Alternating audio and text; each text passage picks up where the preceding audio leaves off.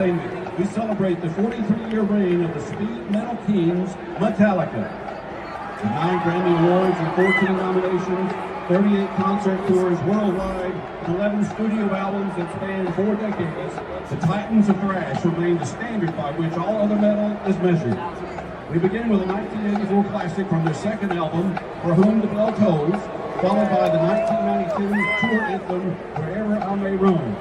And now, let's turn down the house and light up the stage for the Auburn University Marching Band and their show, Metallica. Sunday night is here once again, and that means it's time for another live recording of the Auburn Experience podcast. We have episode 157 heading your way. As always, we'll catch you up on the latest news and Auburn potpourri, talk about 2 main topics as well, covering Auburn sports, culture, and family stuff.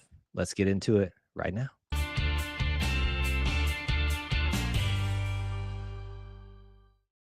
David Housel described it best. We are living the whole of the Auburn experience. You can quantify it, you can qualify it through a variety of methods, time, people, places, and things. But at its heart and at its core, the Auburn experience is all about Auburn sports, Auburn culture, and Auburn family. And an easier way to say it, if it's orange and blue, it is what we do. So thank you so much for joining us and what we're going to be doing. Episode 157 of the Auburn Experience podcast. I am your host, who's a little frazzled at this moment, Kyle Loomis, and the co-host who is much more calm, cool, and collected because he wasn't having to deal with inexplicable technical difficulties, resulting in them starting the show almost 25 minutes late. Austin Scott, welcome back, sir. Glad to be here. Calm, cool, collected. Don't think I've ever had those 3 words you used to describe me in any scenario ever. So first time for everything. We're doing just fine over here at the Scott house. The Loomis house is getting it together. The house of Loomis is fine. The office of E2C is just losing its absolute mind tonight. One of the great things that Austin gets to see is to watch me just frantically crash out behind the scenes before we get started in moments like this when your technology just fails you. So yeah, here we are. That's not what you're here to talk about. That's not what they're here to listen to. But here I am trying to find a way to bring myself back down from that that moment I had pre-show. We're here, obviously, to catch you up on all things Auburn, as we always try to do. Episode 157, and the weather outside Austin, I can't figure it out. It's cold again. It was warm this weekend. Frigid. I would imagine though, it provided some pretty great times on the plains for you all. If it was as warm as it was where I am, it definitely was probably even more pleasant for you guys down there. Was that the case? This weekend or the week? I know the weekend was pretty rough with some weather and stuff. Was yucky. The week was good. Some back in the 70s, some warmth, a little sweat even. The weekend, not so much. It was rainy yesterday and frigid today. It dropped like 30 degrees overnight, which is not fun. Yeah, that's what we're dealing with right now here too. So that'll be a fun work week of a little bit of a coldness. I think it get to the 20s later this week. So not fun at all, but that's January. And look, the pendulum will swing back the other way here soon enough. And you know what it makes me start thinking of about this time last year when that amazing snowstorm rolled through here. Where I am, there is the discussions of some flurries or things that. And that's kind of how it started with Auburn last year. And I know we talked about it, I think last episode and maybe in the one previous to that. I still go back and watch all of those videos and just think about that day, how, I know for you, it was a week you weren't planning on having to deal, with childcare and all that. Yep. Yeah, but it was fun times. There were fun times. Yes. I would highly recommend, again, if you have not, go back and watch our videos of that, because I think there's time lapses on there, live streams of it, obviously reels of highlights and things like that. I mean, there's still footage I haven't even put out that I can probably go find. So if you are someone who loves snow and Auburn snow, you should definitely go check that out. I would like to carry over from something we did last week, Austin, to start us off. Okay. A little bit of mini show and tell at lunch. We did our show and tell for Auburn Christmas gifts last episode. Go check it out if you haven't. The segment's out there too. I forgot one. And honestly, it's not necessarily a gift, but it was something that was given to me during Christmas. Does that count? It wasn't intended to be a gift. That is a Christmas gift. It's fine. It was just, hey, you want this? Here, have it, off my tree, basically. So, as we're putting things away this week, I realized I did not show this one. This comes from my brother-in-law, and I just complimented his tree when we went to go spend some time with them during the holidays. And I said, I really like that Auburn ornament. I haven't really seen one of those. I imagine maybe plenty of others have, but a little mini show and tell of something I'm adding to our Auburn tree. It is an Auburn ticket. Oh, so I'm gonna try I know the lights and the glare a little bit, but you can that's kind of pretty see. neat. You can see the date on there as well, kind of. Yep. Yeah, look at that. Oh, look at that right there. Never seen anything like that. Yeah. So Christmas 2019. So I guess it's 6 years old at this point. Yeah. Math is difficult. But that's just a little carryover from last week of That's neat. A final Christmas gift of sorts that I was given by my brother-in-law, and he was very kind. I think he knew this would probably go to much more. It was on his tree and it looked great, but let's be honest, the guy with the Auburn podcast kind of has to have this. So I think that looks fantastic. I've never seen anything like it. It's really, I thought this would have been I really something. have not. I've never seen that before. Yeah, but maybe there's a series of them out there where they do like tickets style things of each year or something. But well, a cool thing. That's the only physical form of a ticket I see anymore. So that is Christmas pre-COVID. So I guess that might be one of the last real tickets there is out there. Would it make you jealous to know that I have an Iron Bowl ticket from last year? Oh yeah. But it's not fancy. It's just it's not fancy. That's it's okay. Just, I know you can get them still, and there's like some things they have to do out of necessity. But that the artwork, the creator in me loves the artwork every year. They were pretty awesome. Yeah. It's a bygone era. It feels like almost the golden age of like comic books or something with all of that. There's all this they call them splash pages and stuff. And game programs. We really only have like annual yearbooks now, basically, to preview the whole year. And it's a thing of the past. Bygone days. Here we are, sounding like old farts already. And we're barely even into the show. Anything else this week for you, sir? Or has it been pretty mild this week for you? It's been pretty mild. We in our Conquer Club, we talked a lot about our Conquer Club last week. We had some bring up the new high school, maybe that's a summer topic to talk about. But the new high school is coming along. I pass the construction site every single day on the way to and from work. It's up near North Donahue. But Plains High School, the second high school in the Auburn area, will be, I think, officially like building foundation, everything underway this week. They've been clearing land for Lord knows how long. It's a giant piece of property. But Plains High School is soon to be coming soon. I can't wait to find out what the colors and the mascot are, Kyle. That's like my number one item I want to know. Well, should we take guesses? I mean, I think I know what it's going to be. I'd like to know. I'd like to propose something different than what I think it's going to be. But so give me your guess. No, I want your guess as the non-resident. We have the Auburn High School Tigers. We have the Opelika Bulldogs. I know we're keeping it in Auburn, but I'm just trying to throw things around and here. The colors of Auburn Tigers are orange and blue. Or I'm sorry for the high school is blue and black. It's like a royal blue. Yep. Yeah. Maybe this one should go with some orange in it, just to separate things. I don't know what you would throw with orange though. That is not going to be just straight, orange and blue. Because obviously Auburn High School did something a little bit different, evoked it. Still goes with the Tigers and all that. Do you have a suggestion? Well, I just have a feeling it's going to be like the Auburn current high school is a lighter blue shade than Auburn University. So I'm thinking it's going to be a lighter orange shade. Okay. And I would agree. I think they're the Eagles. What I would like to see, because I've talked about this at length with some friends of mine, and there's all the other colors are basically taken by everything else in this area. There's red and black. There's red, white, and blue. There's orange if you get over to Phoenix City. There's black and silver if you go there. There's not a lot of green. And I'd like them to just be the green Eagles, like the Eagles of old, like the and have the Kelly Green Eagles and just be something different. Stand out. The Plains High School Eagles. I think that's what I'd like to see. A long time ago when they were taking suggestions, I might have written or might not have written a long paragraph into their open forum. They asked for it. That they are over the Saugahatchee Creek. And I might or might not have proposed that they should be the green and purple Saugahatchee Swamp Donkeys. That obviously did not happen.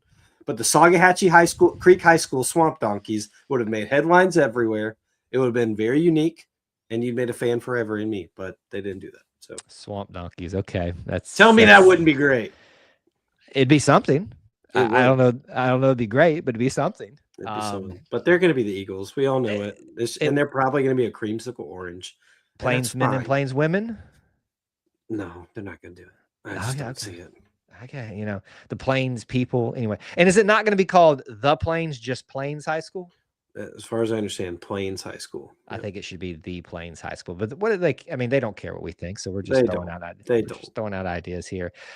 Final piece on this, because we do need to move on. But you've got my mind going, and I'm thinking about aesthetics, and of course that goes to Clint Richardson. Seems like something he should be getting on top of. But I don't know if you remember or saw from his piece this summer, with his proposal for a alternate reality Auburn uniform, which was really off the beaten path. Do you remember this one? This is in the Crazy Concepts. The Crazy Concepts. I read it every year, but I don't remember specifically. The scorpion became the mascot, and it was a really weird set of colors, which you really don't like. But when you heard the story about them, how he came up with it, going back to where we got the tiger mascot from that poem. Yeah, there are other things in that poem as well. And then reasons why he came up with those colors which are not good looking. I'm just going to say, maybe they should go some red and yellow. Am I remembering that right? I think it was more of like a magenta and a very pale green. Even better. So just maybe some food for thought for those out there that are planning the Plains High School. Maybe that could be after Swamp Donkeys, but I still say Swamp Donkeys. I would much rather they be magenta and very pale green and be scorpions than Swamp Donkeys any day of the week. It works perfectly. They're basically being built by a swamp. That's fair. Well, there you go. Once again, they don't care what we think because they've already got it figured out. But we know it's coming. The Eagles, and it'll be fun to watch the Eagles and the Tigers play every single year. That'll be a big game. Auburn just keeps growing, man, and I'm not even resident there. It's crazy. It's crazy.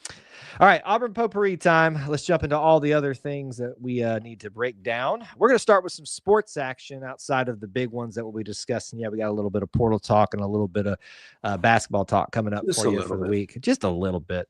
But there are other sports. In fact, it was a big week for beginnings. If you weren't aware, a lot of the other winter sports or those that restart their seasons, as it were, because they kind of take breaks over the December-ish month, got going again. Some of those were tennis, which, by the way, if you weren't aware, you need to be paying attention to that women's tennis program. A lot of people are talking that up as something to be aware of. You also have swimming, diving's been going on, things like that. But gymnastics, let's start right there. First meet of the year. Now they had their preview meet of sorts where you got to see them a little bit. But this team got into action versus NC State in the confines of Neville Arena. And not only did they win the meet as a team, not only did the all-around get won by an Auburn Tiger, but on top of all those great things, which you would expect to do, at home for your first meet, that's typically how it is. Not to say that NC State's not a good program for gymnastics, but Auburn's pretty good too.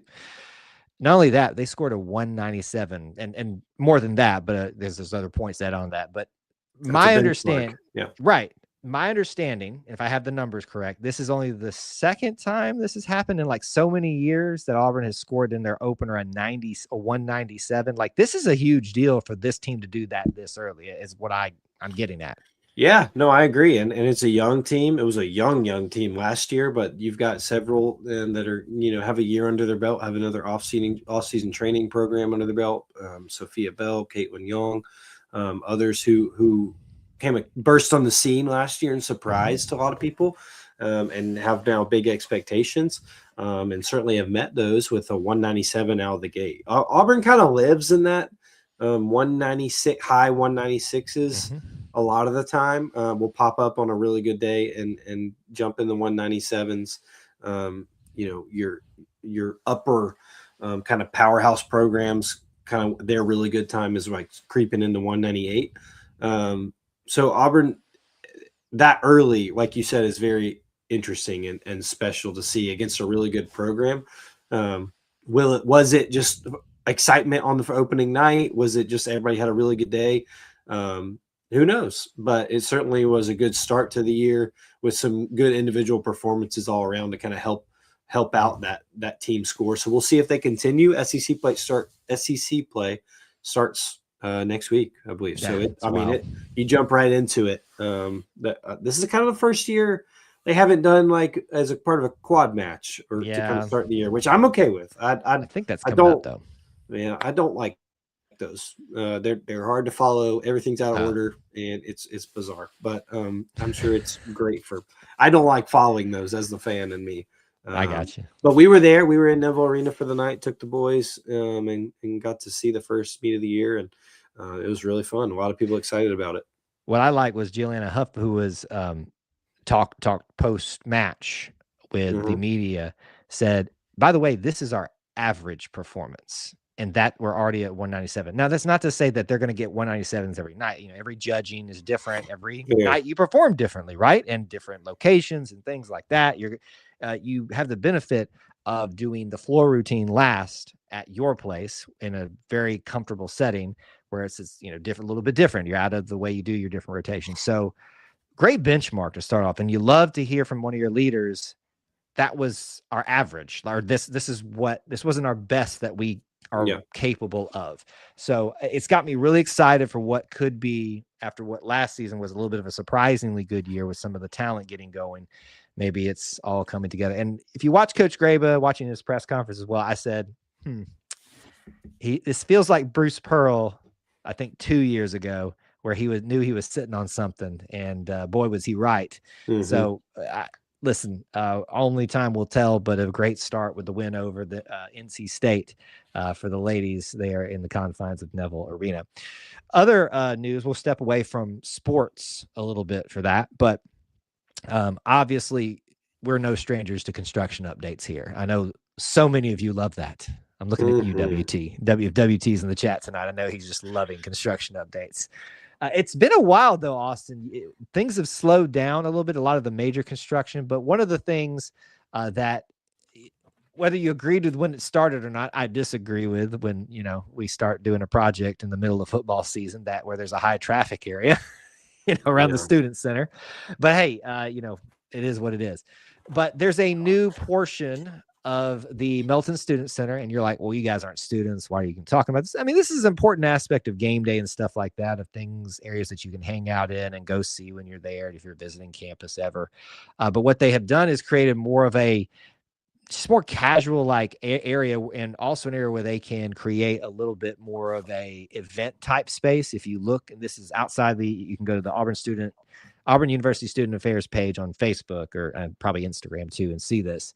But they got like a little stage set up there. They have a screen up there, sitting area. So it wouldn't surprise me to see that space popping off a little bit. It's definitely for students, but for, other times, maybe we could get some viewings of certain events when you can't attend in the very limited seating of other events. I'm just saying, it's pretty cool to see that finally come to fruition. It is, yeah. It's kind of right outside, right before you get to the Aubie statue, if you're coming from the stadium, around and about. And then it's right outside. It was ABP when I think it's Starbucks is on the bottom floor now. It sounds right. I don't remember, but there's got to be a Starbucks somewhere. There's like at least one, maybe two. But it's kind of on that bottom floor area that just need a little spruce up. And like you said, they started it in the middle of football season in the fall. So those of you, when you come back, maybe in the fall, and that's when you're around that area a little more, you'd be like, oh yeah, Kyle and Austin talked about this. Definitely. But it's a little event space. I think they mentioned having some live music at some point. Could be really cool for an open mic night, something like that. Or like you said, we see you at this open mic. Absolutely not. You will not see me at open mic night. But like you said, I thought about the screen too, like easy movie night, easy viewing of maybe some road games will be shown there for easy access for students to watch and things like that. But just looks nice, looks really nice in an area that just wasn't well trafficked, and maybe that helps get it a little better. Yeah, definitely. I mean, while there's not major construction happening right now, well, some, but not like we used to talk about. This is one of those areas where they're still continuing to beautify Auburn, update it, all that kind of stuff. I know the big shoe that's going to drop at some point is the Haley, about what they find with that commission they put out to investigate that. But this is another little small thing where you head to campus. Don't be surprised of something new when you pop over there. And I'm hoping that I'm just saying, when certain things sell out and it's difficult to get tickets for, I think maybe they should play it for those of us that are willing to brave the cold and go watch it outside. That's all I'm going to say. A little bit limited on potpourri this evening, but given our time, I think it's probably best that we move right along into our main topics, unless there's something that we forgot. I think we covered the majority of what we had planned to discuss in potpourri. Yeah, I think that's about it. We'll hopefully have a little bit more next week. Let's move into main topic time and talk about some more portal. If you're saying, Kyle, this is the exact same show y'all did last week, I mean, it is, but it's not. I mean, there's new information, right? We're going to do some more portal discussion. I think even the last bit of our discussion last week, you said this is not the last time we'll be talking about this. Obviously, this was a big week of additions. Last week, we started off by talking about some of the departures. I know a lot of you are interested in talking about where some of the guys went that left Auburn. I'll be honest with you, I don't give a flying rip. So we're not, unless Austin wants to. I mean, it's not an Auburn issue anymore. So good luck to them is what I say. I don't wish them any ill will. And, as long as you don't hurt Auburn, that's all I'm focused on right there. But plenty of additions. We've already talked about the USF angle and how we're becoming the Auburn Bulls in some ways. With that, there's validity to that. The big story of the week, the one that we were all waiting to drop, and of course, like it always does, after the day after. That's right. Our show, the big announcement: Byron Brown, your new, effectively and obviously, your quarterback one for the 26 season for Auburn football under first-year head coach Alex Galesh. He committed, he signed, he is in the books. That is your new quarterback, folks. Am I saying anything incorrect, Austin? Or am I assuming too much? No, I think you're right. And I think anyone that is being honest with themselves knows it too. That's your starting quarterback. It certainly sounds like he's being compensated in that way. And he's, outside of anything and everything of what you think of him or whatever, he is the guy who's been running Alex Golesh's offense and Joel Gordon's offense with all the same receivers for 3 years. And the running back.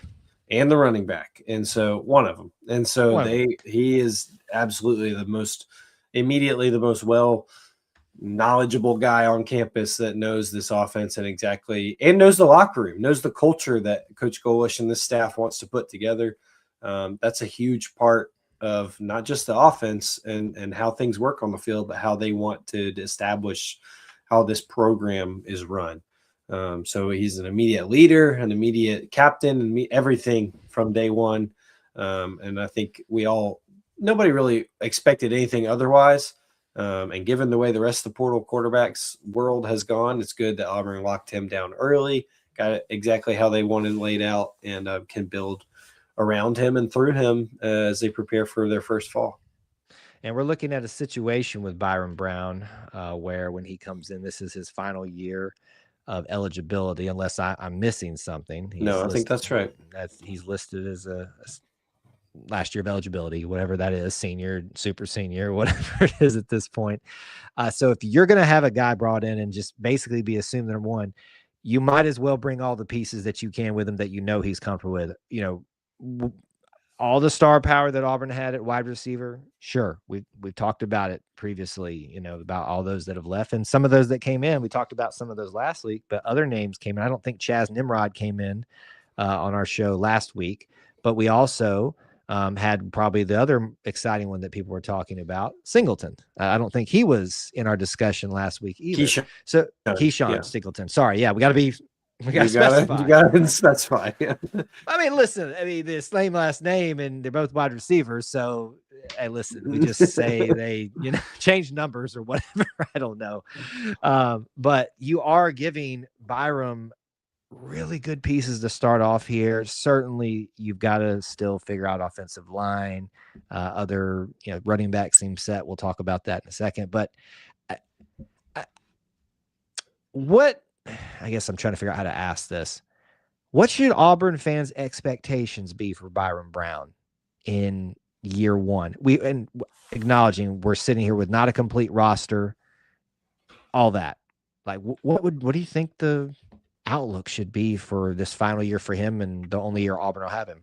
Well, I think a lot of people would say, well, this guy threw for 3,000 yards and rushed for 1,000 last year. He should be doing that again. And I think that Auburn fans never put too much expectations on someone. So this is going to fall on deaf ears. But I would pump the brakes on that just because it is a step up in the league and it is a step up in different playing opponents than Byram Brown did last year. And just like we talked about, never thought I'd make a football and gymnastics comparison here, but just like we just talked about, is that people play differently. Different things happen. Yeah. And I don't think that it's. Excuse me.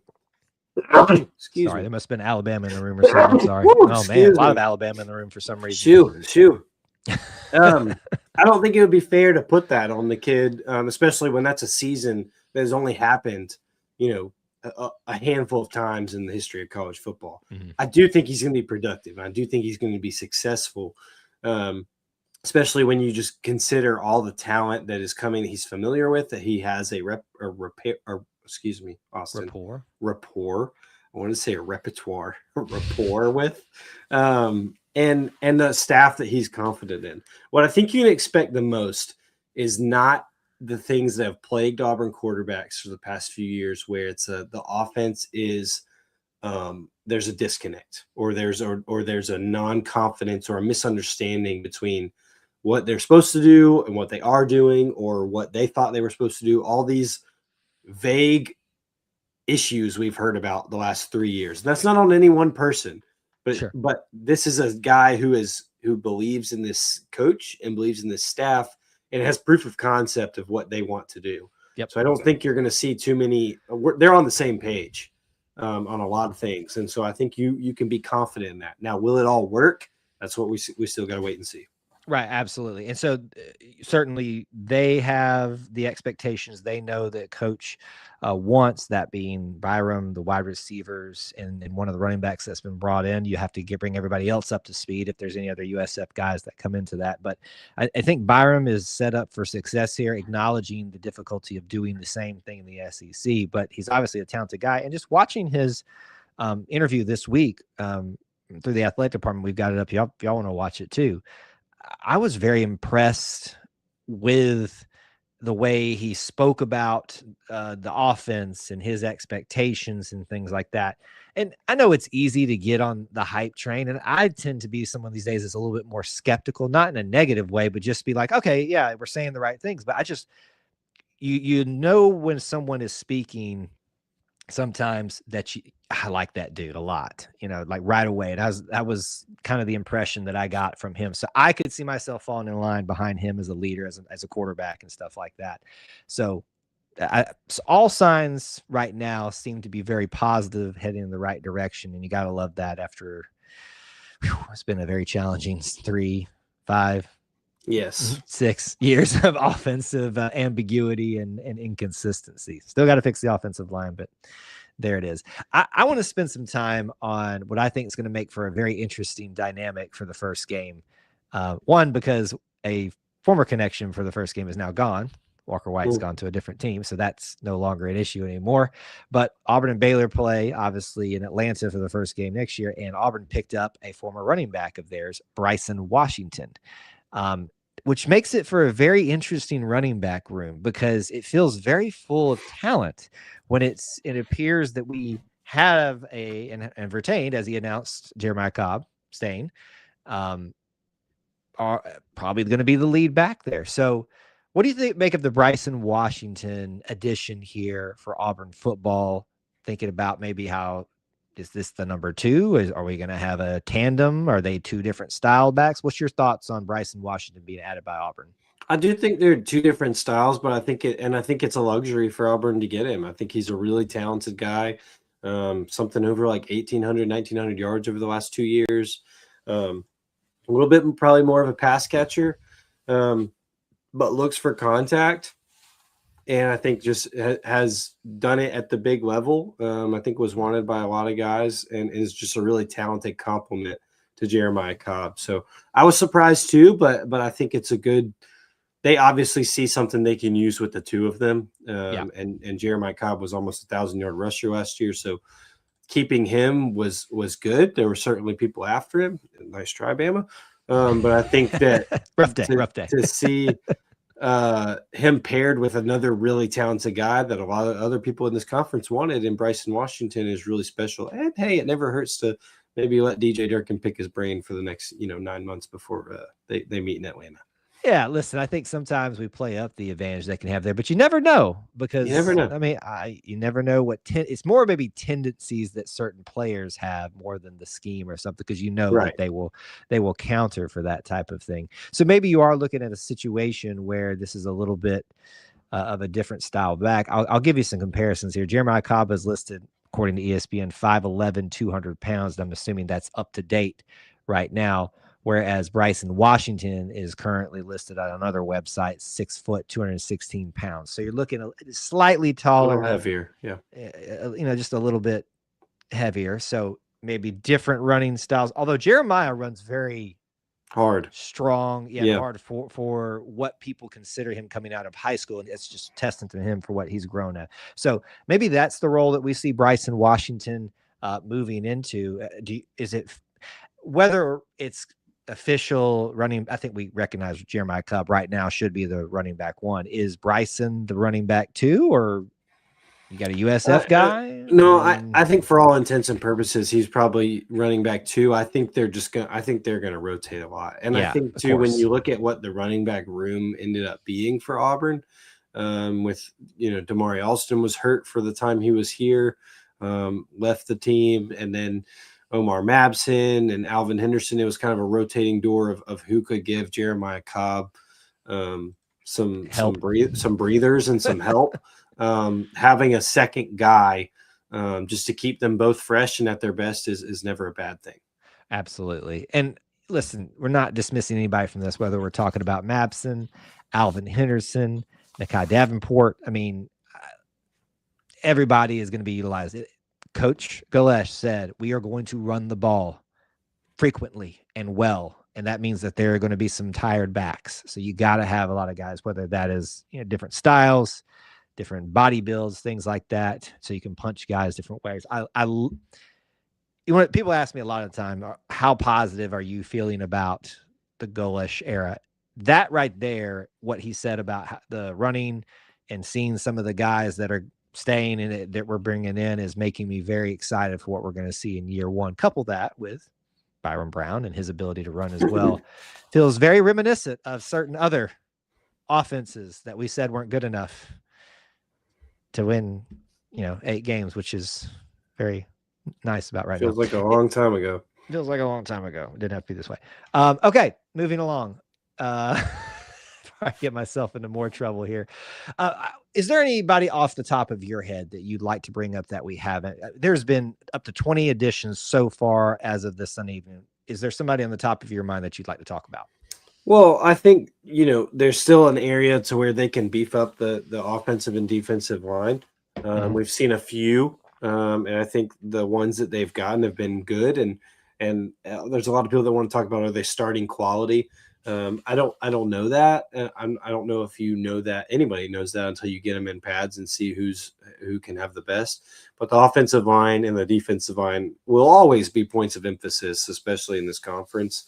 But to have a guy like Stanton Ramel from Michigan State, who Auburn flirted with in the high school days of having him join the fold, to have him have 2 years now of experience and be able to come back and be back near his hometown and be in near Auburn after some Power 5 experience. I think it will serve Auburn well. I think Cody Sigler from Arkansas State, not really in any way resemblance of each other like Kieran Crawford, but that's a success story that came from Arkansas State on the defensive line. I think Cody Sigler definitely has the opportunity and physique to be able to be fill a hole that Auburn needs on the defensive line by losing Kieran Crawford, by losing Keldrick Falk. And then the other guy I really like that I could see in this offense that we've talked about a lot with tight ends is Jake Johnson from North Carolina, who signed yesterday.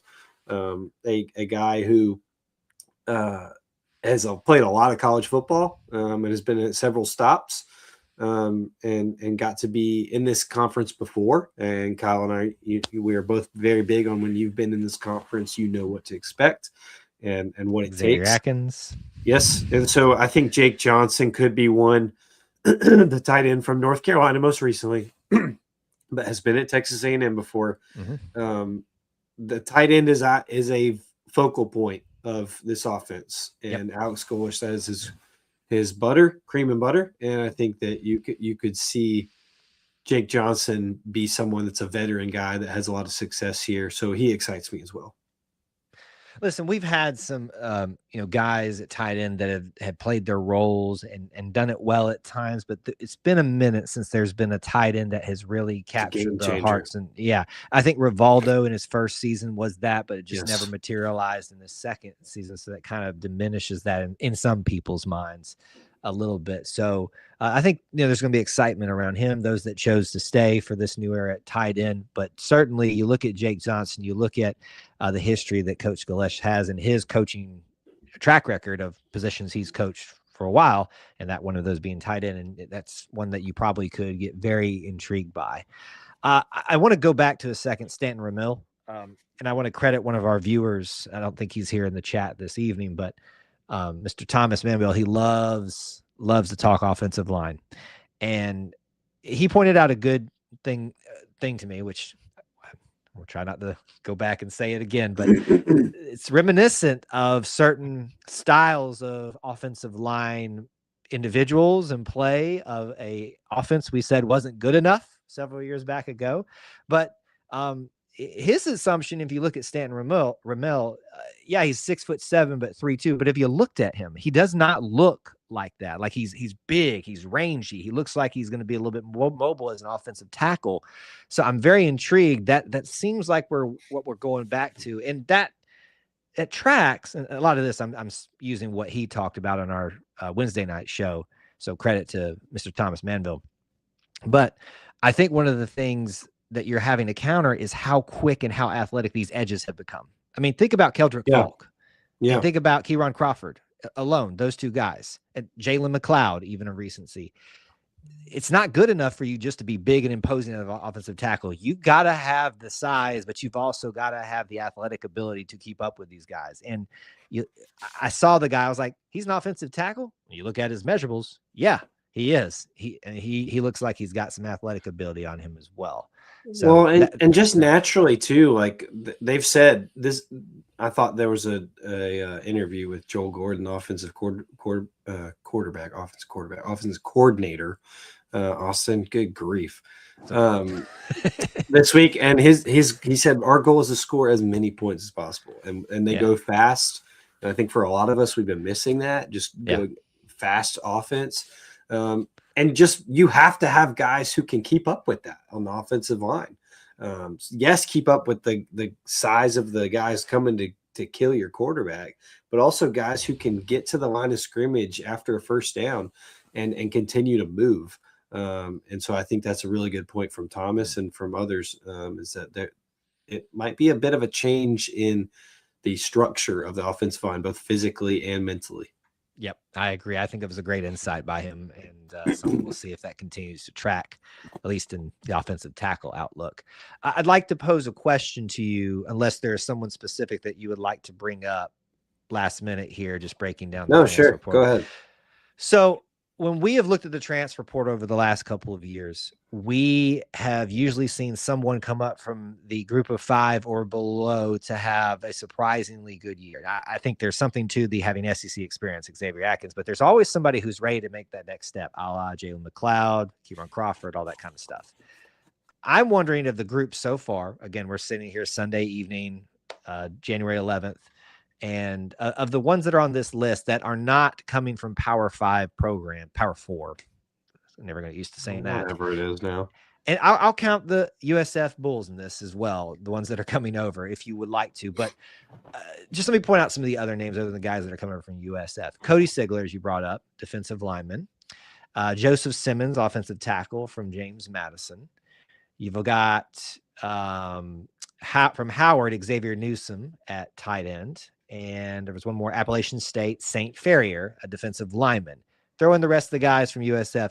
Who's the name right now, Austin, that you would feel most confident is going to have the biggest year for Auburn at start in the SEC now? And I'm putting you on the spot a little bit, but who's your gut telling you? Yeah, I'm not going to pick from the USF ranks just because one, there are many. You also forgot our friend from Miami of Ohio again. I am Hudson so Howard, sorry. Long snapper. My fellow special teams brethren. The second week in a row, Hudson, he's forgotten you. Here is my special teams card. You can have it. Sorry. Unbelievable. But I'm not going to pick from the USF guys just because there's so many of them, and I think a lot of the receivers are going to have success. Now, granted, I think they're going to have success because they're going to be some of the only guys catching the ball, right? Which is fine. I want to continue to reiterate, it is okay that we have this many USF players. There's some of you who just cannot get it through your head, folks. They won as many SEC teams as your team did last year. Okay, so it's okay. So facts are tough sometimes. Facts are tough to swallow. It's so, like, anyway, forget it. It's over. Move on. I'm gonna say Cody Sigler. I really, really like Cody Sigler, and I think that he's a guy who looks the part of. He reminds me a lot of Craig Sanders, a guy who that can get off the edge and rush. And I think that Arkansas State has proven they have some of those guys in recent years. So I think people are going to be surprised by him. And I just really like the motor that he seems to have for getting to the quarterback. And I think there's a huge hole there to be filled with Keldrick Falk and Kieran Crawford gone, and certainly guys who were retained like Jared Smith and others. But I think Cody Sigler is one who could have a really, really successful year in Auburn. He's a senior, so just seeing a lot of football, and I'm always for guys who have just been around. You went the route of another guy like Kieran Crawford from Arkansas State. I'm going to do comparisons with Jalen McLeod. Okay. I'm going to go St. Ferrier as my guy. Dude's huge. Massive. 35, 6'3". Clearly going to play interior defensive lineman. Yeah, he's going to plug that hole left and right. Nate, where did Nick Fairley come from before he came to Auburn? It was JUCO, wasn't it? That's what. So non-power. This guy's coming from Appalachian State, so he's at least seen FBS level football. Right. I'm not saying that he's going to have Nick Fairley type season, but if you're just someone that sticks out to me, I got the height and the weight aren't everything. However, if you already have that to work with and you have the right coaching and you're in the right system, you never know. So that's going to be my pick right now. That's the one I'm feeling the most, that could be the surprise out of the non-Power 4 group of the transfer portal thus far. So I know we didn't get to talk about everybody, but certainly we'll be talking about it again, I'm sure, because it ain't done yet. Only 20 so far, 21 in the class or the transfer portal class. And we lost like 30 something. So 34, I think is 30, what it was. Yeah, I think it was 32 or 33, something like that. Plenty of 30s. Still could be some on the way. You never know. The portal give it, the portal take it away. And Coach Galesh is hard at work. It seems like he was having recruits and stuff at basketball games. So plenty more to talk about there. Let's talk about basketball for the week. And in all aspects, what a week it was. I mean, you want to talk about the low of lows in the middle of the week for both programs. And then as this point in the SEC play, the highest of highs in SEC plays for both programs. Let's talk about every single, just as a quick preview, and we'll break it down. Auburn men's basketball lost, whether you agree with that or not, in the middle of the week to a certain team. And then they got a big win over Arkansas in Auburn Arena on Saturday. For the women, they got walloped by the number 2 team in the land, Texas. And I do mean walloped. We'll get there. Walloped. But then they bounced back with their first ever SEC win for the Tony for the Coach Vickers era. We're really messing up tonight. I don't know what's going on. We're just doing great. It's the technical difficulties, but that's just a quick preview of the wild week it was. Let's break it out. The men's basketball side of things. Austin, I'm gonna just pose it right to you right now. People are we're gonna hear it in the comments right here. Y'all are still whining about this. No, folks, just because it's a topic we're talking about doesn't mean that someone is whining about something. The reason that you're even here is because we make this content. So if it wasn't a big a deal, you shouldn't be commenting on it. So I'm just going preemptive all the trolls and stuff out there. So yes, we're going to talk about it. The question, Austin, was it a good basket? The refs called it good. They did. In your opinion, Austin, after weeks and weeks, not weeks, a week of, it feels like weeks, days, a week of hours of analyzing screenshots, everything. Have you seen anything that would definitively tell you that that shot did not get off in time? See, that's a different question than you just asked me. That's so a different question than you just asked me. Let's start with the first question. Was it a good shot? In meaning it should have stood? Those are still two different questions. So you're asking me if I thought he got it off, or you're asking me if I thought that it should have stood? Did the ball leave the hand of Keyshawn Murphy in time for the basket to count? I don't think so. I don't think so. And I just say that because it's basically the odds against the field. Do I think that everything worked out where he could have gotten it off in time? I don't think he probably did. Doesn't matter, though, because the Foot Locker boys called it good. It's a good shot. So their job then is to overturn it or go to see if there's any indisputable proof that can overturn it. And I haven't seen that. The SEC claims they have it, but they're playing keep away because they're better than everyone else, and they haven't shown it. So regardless, the question you should be asking me is, should Auburn have been named the winners of that game? And I do think they should. Yeah. My reaction wasn't because I disagree. I disagree. I have not been shown enough I have been shown more to support that it was out of his hand than there is not in his hand. So sure. I actually was very on the fence and was leaning it was still in his hand right when I did the post-game show. And I kind of was swaying back and forth. And you can probably the screenshots and everything, it's just too blurry for me. Like what the heck? I did it again. Oh no. Well, while he's figuring himself out there. I could say so many things to him right now, and he would. Oh, sorry, hey, we're back. Yeah. The screenshots are just, and my eyes are not like great anyway. But the screenshots and stuff that I see is just all too blurry for me. And like we talked about earlier, or you mentioned on a totally different topic, I just tend to be a natural pessimist about this kind of things, especially when Auburn's hurt me so much. But it truly doesn't matter. And I know everyone's like, it does matter, is win or loss, but it doesn't matter what I think or what you think or what Keyshawn Murphy thinks. It matters what the guys in the stripes call initially. Yep. And they called it a basket. And somehow, some way, there's a magic picture out there apparently that shows it perfectly without a shadow of a doubt. And I know all the Aggies and the male cheerleaders and all the Colts out there want to say that look at all this, everything I see is still, you cannot definitively tell me without a shadow of doubt that it was not a basket or it was a basket. And so therefore the play should stand. But however, the The cowards ran off the court, and the SEC decided to cover their heinies. To overturn a call, there must be what? Indisputable evidence. Was any presented? None. Still hasn't. To the public, and that's an important classification there. And so that, I think, unfortunately, Auburn, once again, this athletic calendar year has been royally. Absolutely. Yeah. And the first thing I tweeted after they waved it off was, so it's the same. 2026 is the same as 2025. Because just like WT just said, and that's where I'm at. That's why I'm like, I feel like pessimistic about it, is because I said the same thing when Jackson Arnold tried to score against Georgia. I said the same thing after the Oklahoma cheating play.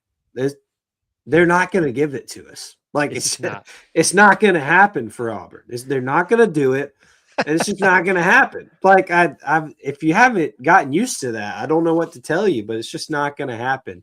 Auburn's going to have to win 3 times for it to count. It's just how it's going to be. And now we're kind of getting into the game by me doing this, and so. But I'll say this, like, high school Bucky boy wants to get on there in post game and say it should have never happened because of the free throw. No, what should have never happened is Auburn give up like 12 points in about 5 seconds. Yeah. Against a team that that's how they run their defense and run their offense. Yeah. By being lazy with your passes or lazy with your inbounds.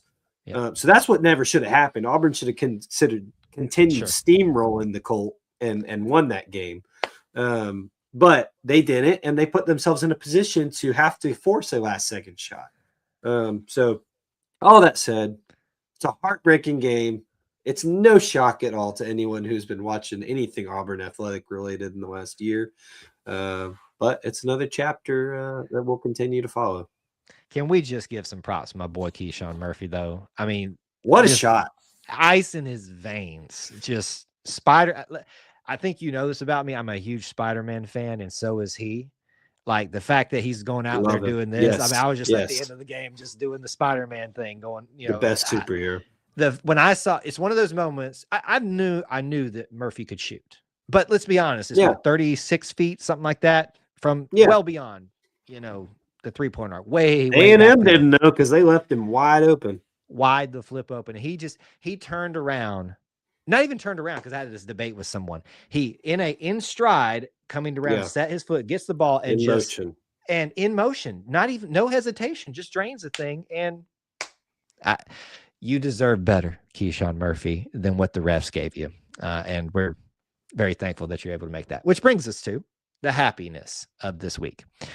Auburn had a choice. They could let that get in their heads, have 2 really close losses that you could argue should have been theirs, happened and ruined this week for them in this 3rd game. Big team coming to town. John Calipari has all the talent in the world. Once again, wherever John Calipari is, and put the wood to the Arkansas Razorbacks. Thank goodness, because they are some of the most annoying fan bases on YouTube. On YouTube, y'all are. I love y'all. Some of y'all are really nice on YouTube, but the worst of y'all are on YouTube. And it is like, I mean, they just come out of the woodwork at random points and just it's like they send out a woo pig suey call and come out of nowhere. But anyway, so just laid the wood to an excellent basketball team at home. I'm so proud of the guys because had every excuse to get down, be frustrated, to get at each other's throats. And man, everybody played their role. Everybody did well. On the post-game show last night, the complaints, if you have them, are like petty because it was such a well-played game. And I think even Coach Pearl said their best defensive game, points-wise, certainly there could have been a little few less, but of the season thus far. So what do you would think about the Arkansas win? Yeah, well, congrats to Coach Stephen Pearl, the fastest to a SEC ranked win in a head coach in Auburn history. So over a Hall of Fame, future Hall of Fame coach, another future Hall of Fame.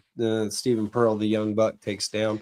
So just really impressive, and like you said, I think the resolve to turn around from all that game was against A&M, to turn around and come out and not pout about it, and just go out and cook some bacon on the pigs. Just an incredible game, and just all around performances. Keyshawn Hall goes 30 plus, and just looked like he was in control all night long. Is the bucket getter that he was advertised to be. So just impressive all the way around. Like you said, thought it was a big game for Blake Mustralik to come in as kind of point guard too. And that's, it can be another discussion later, but he's certainly earned those minutes as a defender, as a teammate. And so very exciting to see and what he could be as he continues to develop for Auburn. That should give this Auburn team some momentum and some confidence in going forward, that they can play and win in this league, and that it's not going their way the first 2 games, sure. But there are things to build on, and you got to bring it every single night in this league. And I'm asking once again for the fringe of our fan base that continues to represent us poorly and saying the season's over and calling for Steven to be fired. Just my goodness, stop being children and look at the full body of work. I've said this periodically as we've gotten more and more to look at. Auburn basketball this season has struggled to consistently play well against the best of the best. However, against the rest of the best, they have performed well on the road as well. And they also had an opportunity here at home to just really stick it to someone who's really good and show that, we have the home court advantage, but look what we did. I mean, there's a difference between winning at home and just destroying someone at home. And they did that. So this team, while not perfect, while still figuring things out, their height doesn't have to be their Achilles heel. For some of y'all that still need to recognize that, the 2018-19 team, y'all need to go look at the size and who was the starting center for that team to realize how stupid that sounds when you're saying that. This team is very good. Now, can they be consistently very good? That still remains to be seen. I really enjoyed this game, and is there anything else that needs to be said about it other than it was just a solid game? Yeah, a solid game, and they've got chances to build on. That's what I was just looking up. They go at Missouri on Wednesday night, and then next weekend will be another SEC game at home against South Carolina. So both teams that are, not ranked at the moment, but still conference games that Auburn can build on. And certainly after that, they'll be on the road for a couple nights, so at Ole Miss and at Florida. So lots to build on for this team, and confidence now to go ahead and do that. Yeah, exactly. Only beginning. And thankfully, we got that little monkey off the back of getting that first SEC win. Speaking of, yes, let's round out our time with the ladies. Now, we're not going to talk about what happened in the middle of the week.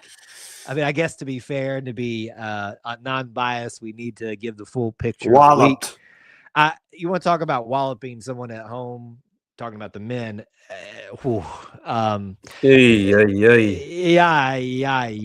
Auburn went to the number 2 Texas Longhorns at the time in Austin at the Moody Center and lost 36-97. That is a 61 point deficit.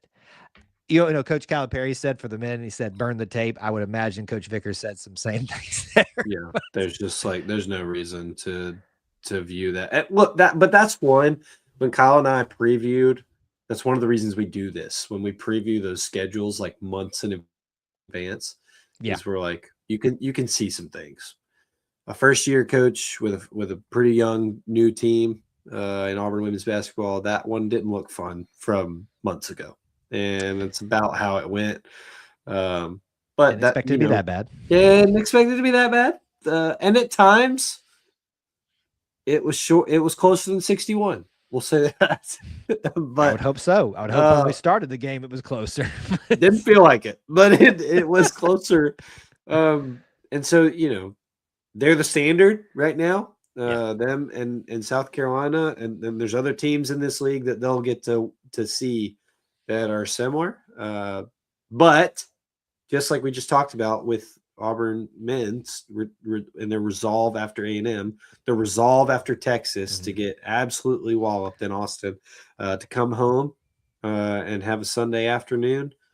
First SEC win for Coach Vickers over the Florida Gators. It doesn't hurt. It does not hurt whatsoever. And I would like to say this, Austin. Do you remember I did ask us the question? I wondered this. I think I called it. I think I called the first SEC win would come Auburn versus Florida. Because what's next? Do you have the I think schedule? you said Alabama. Alabama's Yeah. next. Yeah, You said I that. was thinking that. So People can go back and check us. I think it was probably 4 episodes ago, something like right before the holidays. I think I called this one. Yeah. And I would have loved for the first one. I mean, frankly, I'd love for them all to be the first one, but Alabama being the first one would have been just juicy. But I'm thankful we got that. Again, you get to talk about the monkey being off your back type of thing. Yeah. Of it. Oh, we got to get one. We got to get that one, and at home as well. So that little check mark is off for Coach Vickers, the squad. You bounce back. You got to be really proud about how they did that. They win 60-50 at home, and certainly it's not going to get any easier. Even though you got Alabama at home coming up next, I'm just really proud of what we're seeing. We talked about this with Coach Johnny Harris of just these little benchmarks in your first year, just kind of knocking those off and beating quality opponents at home, and having a good non-conference schedule. That's all you just need to build momentum in the right direction. I think that's what we're heading, at least in a very young SEC schedule for Auburn women's basketball. That's going to do it for episode 157 of the Auburn Experience podcast. Once again, we want to thank you guys at the start of the show for those that watched live for the delay in the start and me losing my mind, Austin, backstage. So, I forgive you. Yeah, I somehow he always does, and I don't know why, but he watched me crash out. With that being said, we appreciate you being here. However you got here, replay or watching it live, keep up with us on social media. Direct messages are open, and we have email E2CNetwork@gmail.com. Where can they find you? Yeah, at Austin G. Scott on X on Instagram, and hit me up with anything you see fit. Awesome, and we'll have plenty more basketball and probably portal again next week. Until we talk to you guys again, I want to remind you the Auburn Creed asks you to do these things: do justly, love mercy, walk humbly with God. We ask you to do the same. War Eagle. War Eagle. All right, that's the recording. I will leave a little space for a Q&A. Austin's got to get out of here. He has to go to bed so he can get to work. Get my night. I know, I need it too, but there's work to be done over here too. Yeah, you got to fix your studio. I don't know what I got to figure out what juju is in here that just made everything go haywire. But there you go. Anyway, anything else for you, sir? Nothing else for me, I don't think. Hope everybody has a good week, and it's going to be cold here. It's cold for you the rest of the week. I think so. Definitely today it was. I'll tell you that much. I was like, ooh, wasn't anticipating that. Finished building no, not finished, not even close to finished, but continuing to build a playground with my dad today, and it rained yesterday, so we had no time. So we continued today, but it was cold, and my ears are still very cold. So yeah, I expect their playground to have some Auburn something on it. It's a good idea. I hadn't really thought about flag, like a little flag to put up on that's there. That's a good idea. Little flag. What do you call it? Things like you hang on the post? Yeah, like we're not a flag stand, but I know what you're talking about, but it's like signaling, hey, we're here. It's like we're in the fort. Man, let me tell you, this thing's a beast. When it gets done, there will be pictures shared because this thing's a beast. He's gonna be so proud of himself for that. It's massive and it's awesome. We're putting all the other playgrounds to shame. We will literally look down on them. To quote one of our favorite shows, if you just joined us. So thanks for tuning in. Austin, on the way out, I had to throw that in there. Thanks for hanging out with us. Thanks so much. Sandbox shaped like a tiger ball. Let's not get crazy, Corey. I was going to say that's a little crazy. Let's not get slow down. You take it slow. All right, man. Thanks so much. War Eagle. All right, guys, you're stuck with me for the rest of the time here. I know you're just like, that's awful. But we can have a little bit of fun Q&A. Let's see what happens when I slide this over here. We're still getting used to this new system. Oh, I'm gone. Oh, no. I'm here. There we go. I told you I was still testing it out. All right. Final questions, comments, topics. I'll try to look back at some of the things you were saying, see if there's anything that we need to address. But in the meantime, let me give you A reminder of what's coming up this week for you all. A little bit different schedule this week because we will have a little bit of conflict on Wednesday with our normal scheduled programs, but there's still plenty to look forward to. That is namely going to be not an Auburn Family Night, but that will be, as I try to scramble to find why everything's out of order. There it is. Never mind.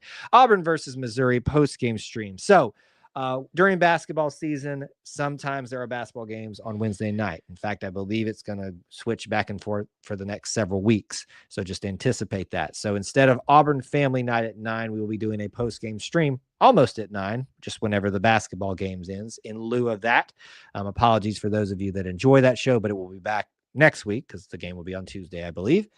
So we'll just manage that accordingly throughout basketball season. And we thank you for your understanding and patience on that.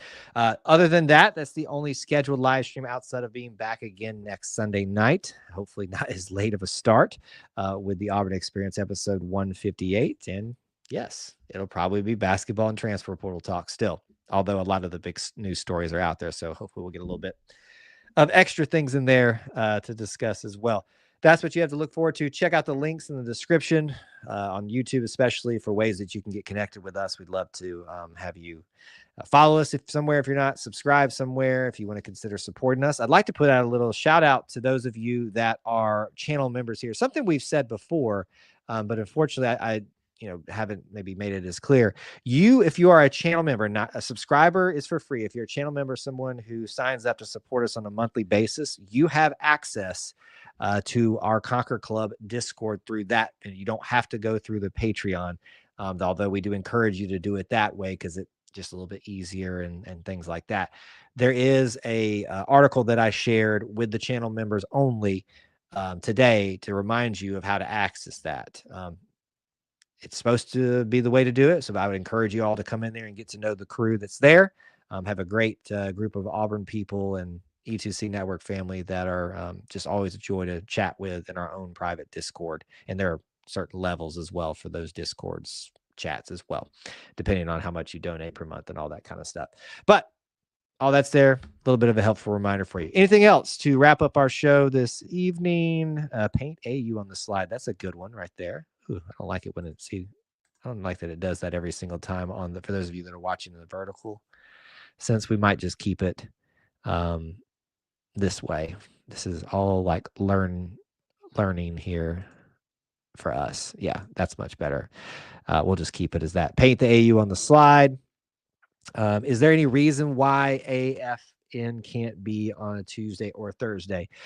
Yeah, we've tried that before. It's just best for me it's more of a personal thing for me to be on a regular schedule. I do have to maintain, husband and just house responsibilities here. And so I don't really plan on those happening on those days right now. Probably that's the main explanation for that, WT. Yeah, that's I don't really probably have a better explanation. It's just easier to do it that way. And there's not been that much of a, should I say, outcry for it to just be, we have to have Auburn Family Night this week. So let's move it. So we just missed the ones that we need to miss, but we'll always be on Wednesday nights, barring any other foreseen circumstances. Anything else from you guys? This is from Tim earlier. Our team continues to get better playing with each other, getting more contributions from players. Awesome game by Murphy, Freeman, Sway, and Pettiford. Everybody was contributing, and you got to love that from those teams tonight. Yeah, I saw the Calipari. I said, not my team, burn the tape and be on the bus right now. Yeah, he was not happy with his team after getting absolutely walloped by Auburn. I think his quote even went further and said, we were in the game and had a shot to beat all these, ranked teams in our other losses, and we weren't even in the game with this team. I don't think he meant it as a shot at Auburn, but I kind of took it that way a little bit. That's John Calipari for you. Whether you like him or not, he's a great Auburn. He's a great basketball coach, and it speaks for itself, his pedigree. All right, guys, I think we're going to wind down here on the show. Thank you for everybody who stayed with us for the late start tonight. And we appreciate you being here and participating and being part of our little family within the Auburn family. I will remind you one more time as we go. do justly, love mercy, walk humbly with God. The Auburn Creed asks you to do so. War Eagle.